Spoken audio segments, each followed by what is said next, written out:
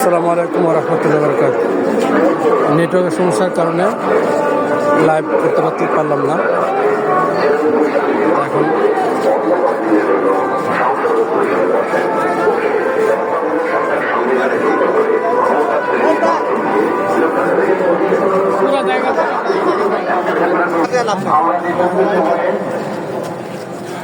হ্যাঁ গাড়ি ভাই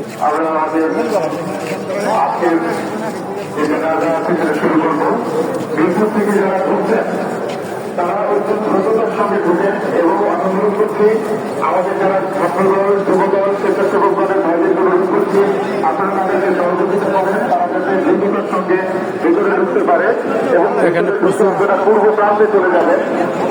একদম সোজাসুজি পূর্ব প্রান্তে আমাদের জায়গা খালি আছে। খামারবাড়ির মোড় পর্যন্ত আসছি। খামারবাড়ির মোড় পর্যন্ত আসছি। দেখি আর কতটুকু যেতে পারি।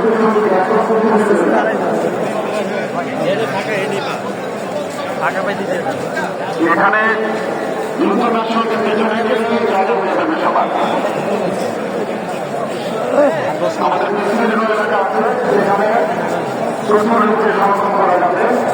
আমরা সুশৃঙ্খলভাবে দাঁড়াই, কারণ সবাই সুন্দর করে আমাদের কাছে করতে পারবো।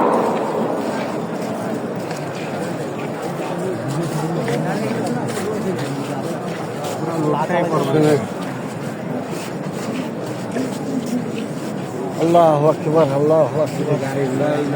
আমাদের প্রান্তিক নেত্রী, তিনবারের প্রধানমন্ত্রী, গণতান্ত্রিক সংগ্রামের অবিস্মরণীয় নেত্রী, স্বাধীনতা ও সার্বভৌমত্ব রক্ষায় আপসী নেত্রী আলহামদুলিল্লাহ আজকের দিনটা খুব ভালো ছিল।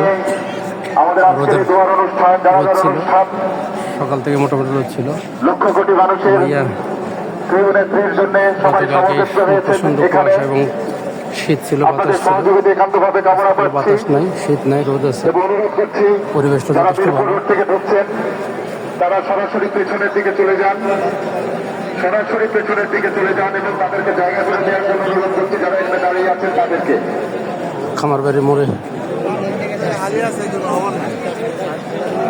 পুলিশের মাঠ এখনো খালি এবং পেছনের দিকে রাস্তাও খালি, একদম পেছনের দিকে রাস্তা খালি আছে।